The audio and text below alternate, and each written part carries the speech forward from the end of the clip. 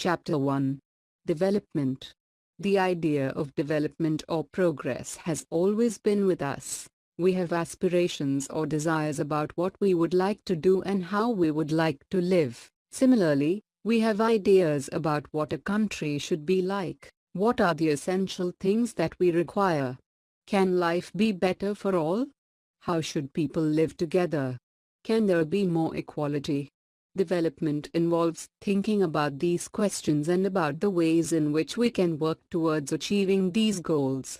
This is a complex task, and in this chapter we shall make a beginning at understanding development. You will learn more about these issues in greater depth in higher classes. Also, you will find answers to many of these questions not just in economics but also in your course in history and political science. This is because the way we live today is influenced by the past. We can't desire for change without being aware of this. In the same way, it is only through a democratic political process that these hopes and possibilities can be achieved in real life. What development promises: different people, different goals.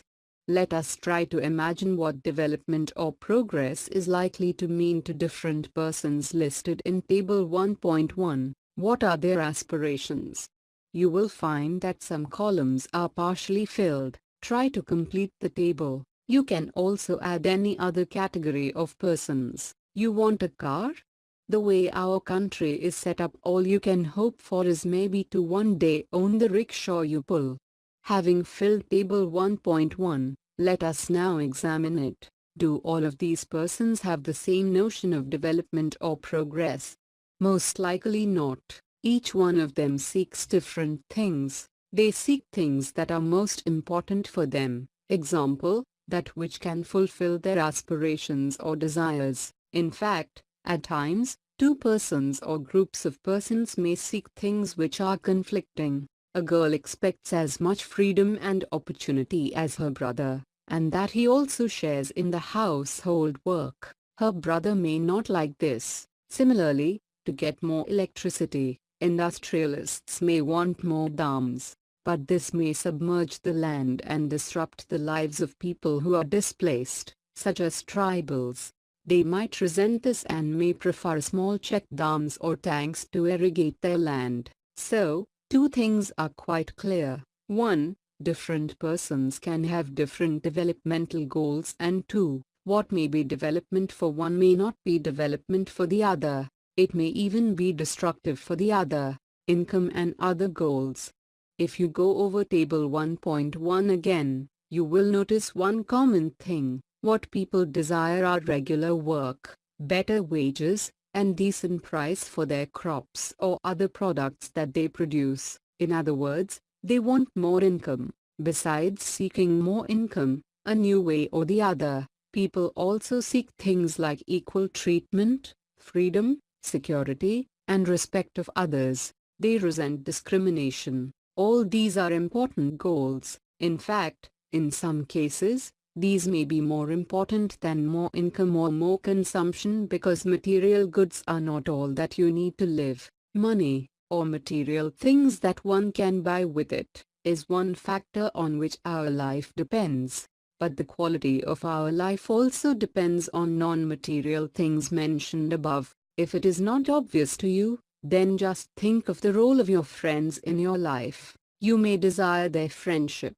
Similarly, there are many things that are not easily measured but they mean a lot to our lives. These are often ignored. However, it will be wrong to conclude that what cannot be measured is not important. Consider another example. If you get a job in a far-off place, before accepting it you would try to consider many factors, apart from income, such as facilities for your family, working atmosphere, or opportunity to learn. In another case, a job may give you less pay but may offer regular employment that enhances your sense of security. Another job, however, may offer high pay but no job security and also leave no time for your family. This will reduce your sense of security and freedom. Similarly, for development, people look at a mix of goals. It is true that if women are engaged in paid work, their dignity in the household and society increases. However, it is also the case that if there is respect for women, there would be more sharing of housework and a greater acceptance of women working outside. A safe and secure environment may allow more women to take up a variety of jobs or run a business. Hence, the developmental goals that people have are not only about better income but also about other important things in life. National development. If, as we have seen above, individuals seek different goals, then their notion of national development is also likely to be different. Discuss among yourselves on what India should do for development. Most likely, you would find that different students in the class have given different answers to the above question. In fact, you might yourself think of many different answers and not be too sure of any of these. It is very important to keep in mind that different persons could have different as well as conflicting notions of a country's development. However, can all the ideas be considered equally important? Or, if there are conflicts, how does one decide? What would be a fair and just path for all? We also have to think whether there is a better way of doing things. Would the idea benefit a large number of people or only a small group? National development means thinking about these questions. Let's work these out. Discuss the following situations. 1. Look at the picture on the right. What should be the developmental goals for such an area? 2. Read this newspaper report and answer the questions that follow. A vessel dumped 500 tons of liquid toxic wastes into open-air dumps in a city and in the surrounding sea. This happened in a city called Abidjan in Ivory Coast, a country in Africa.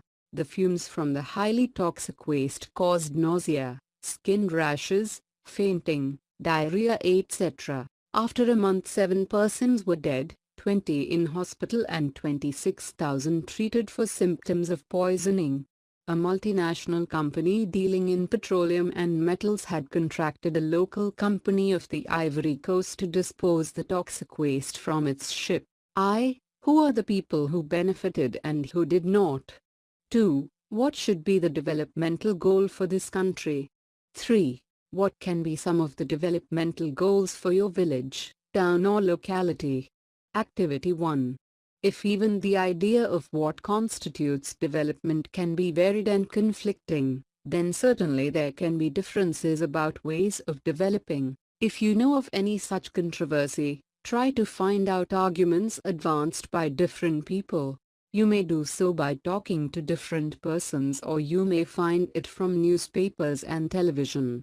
How to compare different countries or states? You might ask, if development can mean different things, how come some countries are generally called developed and others underdeveloped? Before we come to this, let us consider another question. When we compare different things, they could have similarities as well as differences. Which aspects do we use to compare them? Let us look at students in the class itself. How do we compare different students? They differ in their height, health, talents and interests. The healthiest student may not be the most studious one. The most intelligent student may not be the friendliest one. So, how do we compare students? The criterion we may use depends on the purpose of comparison.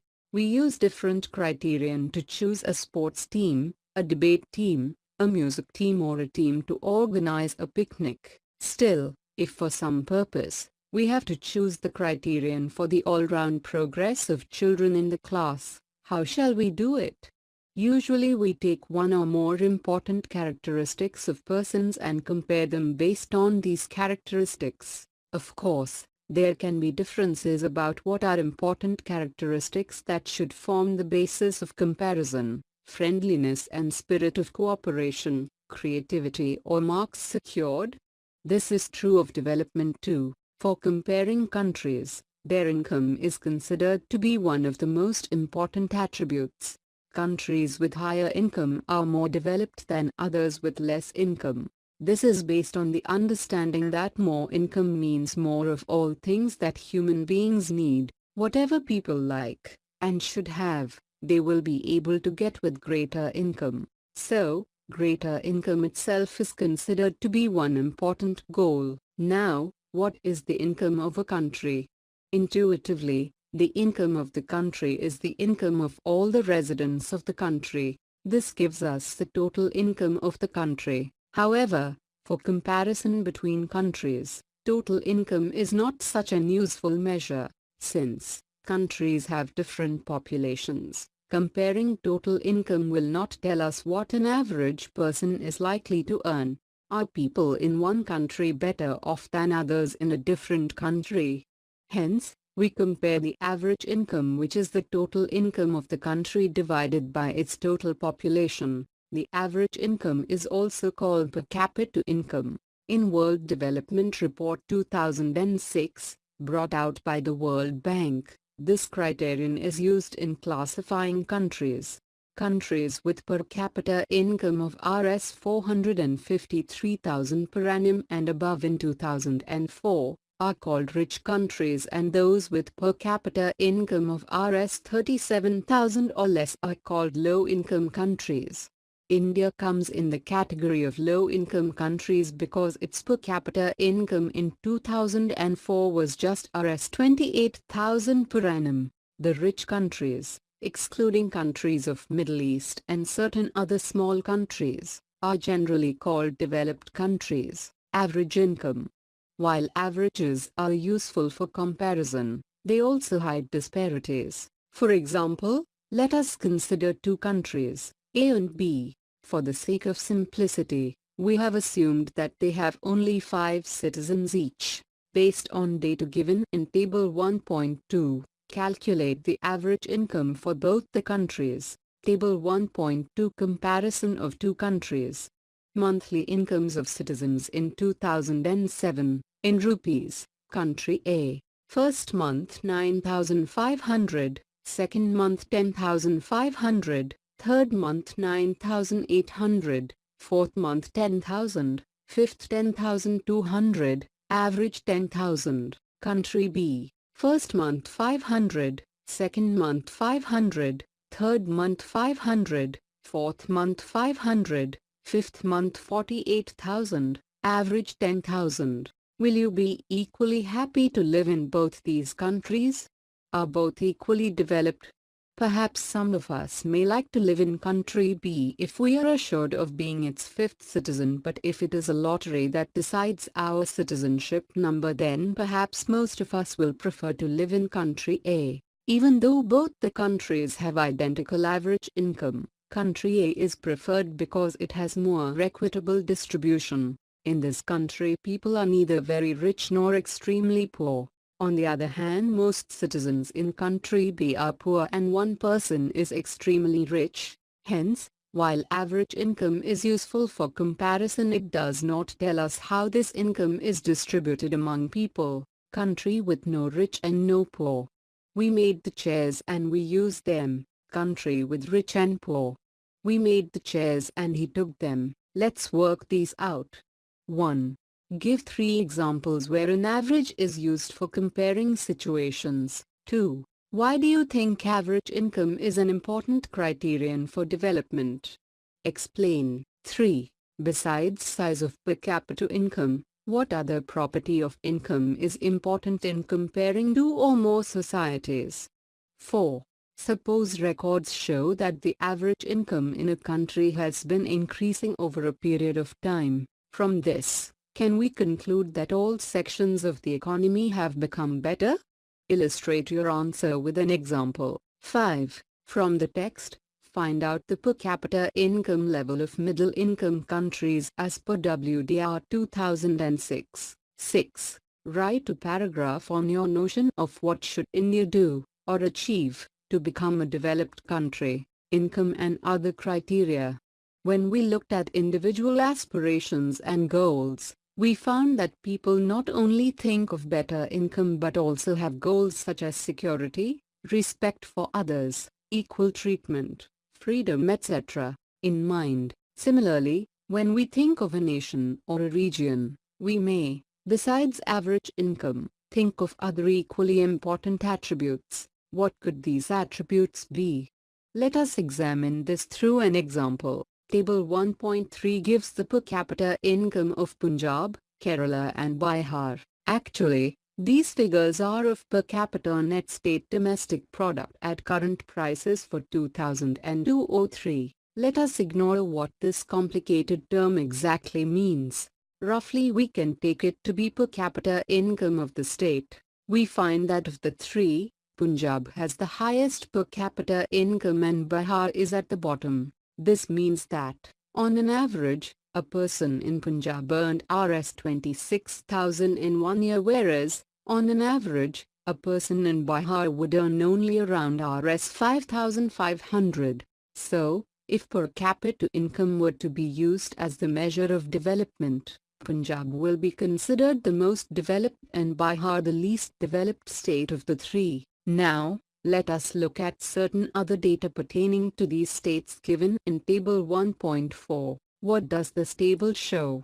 The first column of the table shows that in Kerala, out of 1,000 children born alive, 11 died before completing 1 year of age, but in Punjab the proportion of children dying within 1 year of birth is 49, which is nearly 5 times more. On the other hand, the per capita income of Punjab is much more than Kerala as shown in Table 1.3. Just think of how dear you are to your parents. Think of how everyone is so happy when a child is born. Now, try to think of parents whose children die before they even celebrate their first birthday. How painful it must be to these parents.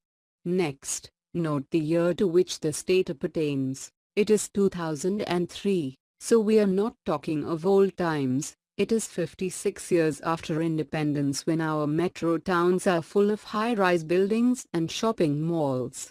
The problem does not end with infant mortality rate. The last column shows that more than half of the children in Bihar do not even get to go to school. This means that if you went to school in Bihar, more than half of your class would be missing. Those who could have been in school are not there. If this had happened to you, you would not be able to read what you are reading now. Public facilities. How is it that the average person in Punjab has more income than the average person in Kerala but lags behind in these crucial areas? The reason is, money in your pocket cannot buy all the goods and services that you may need to live well. So, income by itself is not a completely adequate indicator of material goods and services that citizens are able to use. For example, normally, your money cannot buy you a pollution-free environment or ensure that you get unadulterated medicines, unless you can afford to shift to a community that already has all these things. Money may also not be able to protect you from infectious diseases, unless the whole of your community takes preventive steps. The problem does not end with infant mortality rate. The last column shows that more than half of the children in Bihar do not even get to go to school. This means that if you went to school in Bihar, more than half of your class would be missing. Those who could have been in school are not there. If this had happened to you, you would not be able to read what you are reading now. Actually, for many of the important things in life, the best way, also the cheapest way, is to provide these goods and services collectively. Just think, will it be cheaper to have collective security for the whole locality or for each house to have its own security man? What if no one, other than you, in your village or locality is interested in studying? Would you be able to study? Not unless your parents could afford to send you to some private school elsewhere. So you are actually able to study because many other children also want to study and because many people believe that the government should open schools and provide other facilities so that all children have a chance to study. Even now, in many areas, children, particularly girls, are not able to achieve secondary level schooling because government, society has not provided adequate facilities. Kerala has a low infant mortality rate because it has adequate provision of basic health and educational facilities. Similarly, in some states, the public distribution system, PDS, functions well. If some PDS shop, Example, ration shop, does not function properly in such places. The people there are able to get the problem rectified. Health and nutritional status of people of such states is certainly likely to be better. Let's work these out. 1. Look at data in Table 1.3 and 1.4. Is Punjab ahead of Bihar in literacy rate etc., as it is in terms of per capita income? 2. Think of other examples where collective provision of goods and services is cheaper than individual provision. 3. Does availability of good health and educational facilities depend only on amount of money spent by the government on these facilities? What other factors could be relevant? 4. In Tamil Nadu, 75% of the people living in rural areas use a ration shop, whereas in Jharkhand only 8% of rural people do so. Where would people be better off and why? Activity 2. Study Table 1.5 carefully and fill in the blanks in the following paragraphs. For this, you may need to make calculations based on the table. Table 1.5 Educational Achievement of Rural Population of Uttar Pradesh Category, Literacy Rate for Rural Population, Male 52%, Female 19%. Literacy Rate for Children in Age Group 10 to 14 years, Male 68%, Female 39%. Percentage of rural children aged 10 to 14 attending school, Male 64%, Female 31%. Activity 3. One way to find out if adults are undernourished is to calculate what nutrition scientists call body mass index, BMI. This is easy to calculate. Take the weight of the person in kg. Then take the height in meters. Divide the weight by the square of the height. If this figure is less than 18.5, then the person would be considered undernourished. However, if this BMI is more than 25, then a person is overweight. To remember that this criterion is not applicable to growing children. Let each student in a class find out the weight and height of 3 adult persons of different economic backgrounds such as construction workers, domestic servants, office workers, business persons etc. Collect the data from all the students and make a combined table. Calculate their BMI.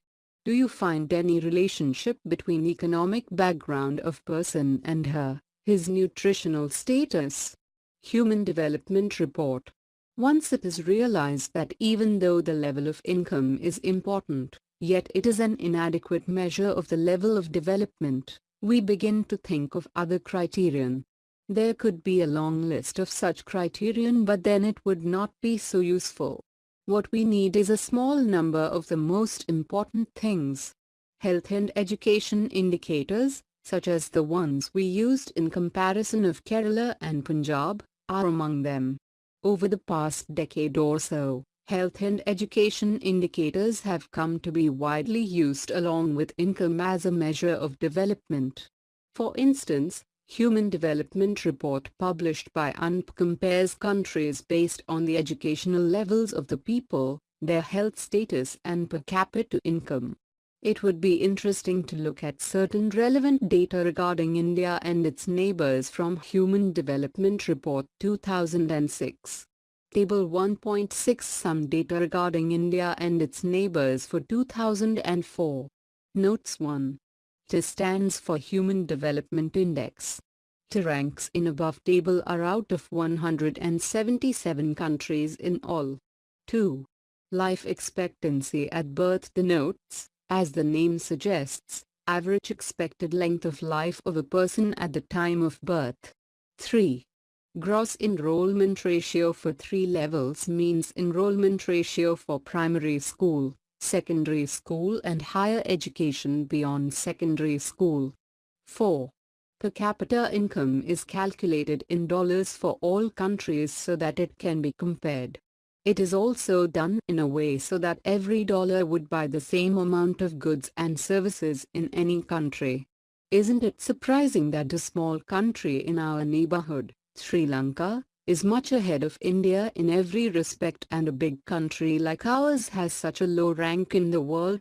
Table 1.6 also shows that though Nepal has half the per capita income of India, yet it is not far behind India in life expectancy and literacy levels. Many improvements have been suggested in calculating it and many new components have been added to the Human Development Report, but, by prefixing human to development, it has made it very clear that what is important in development is what is happening to citizens of a country. It is people, their health, their well-being, that is most important. Do you think there are certain other aspects that should be considered in measuring human development? Sustainability of development. Whichever way we define development, suppose for the present that a particular country is quite developed. We would certainly like this level of development to go up further or at least be maintained for future generations. This is obviously desirable. However, since the second half of the 20th century, a number of scientists have been warning that the present type and levels of development are not sustainable. We have not inherited the world from our forefathers, we have borrowed it from our children. Example 1. Groundwater in India.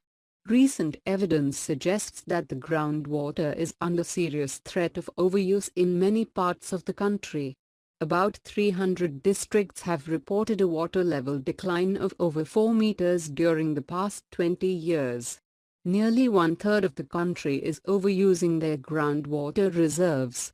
In another 25 years, 60% of the country would be doing the same if the present way of using this resource continues. Groundwater overuse is particularly found in the agriculturally prosperous regions of Punjab and western UP, hard rock plateau areas of central and south India, some coastal areas and the rapidly growing urban settlements. A. Why groundwater is overused. B. Can there be development without overuse? Groundwater is an example of renewable resources. These resources are replenished by nature as in the case of crops and plants. However, even these resources may be overused. For example, in the case of groundwater, if we use more than what is being replenished by rain, then we would be overusing this resource. Non-renewable resources are those which will get exhausted after years of use. We have a fixed stock on Earth which cannot be replenished. We do discover new resources that we did not know of earlier. New sources in this way add to the stock. However, over time, even this will get exhausted. For example, crude oil that we extract from the earth is a non-renewable resource. However, we may find a source of oil that we did not know of earlier. Explorations are being undertaken all the time. Example 2. Exhaustion of natural resources. Look at the following data for crude oil. Middle East, reserves 89 billion tons, will last 93 years. United States of America, reserves 4 billion tons, will last 10 years. World, reserves 137 billion tons, will last 43 years. The table gives an estimate of reserves of crude oil, column 1. More important, it also tells us for how many years the stock of crude oil will last if people continue to extract it at the present rate. The reserves would last only 43 years more.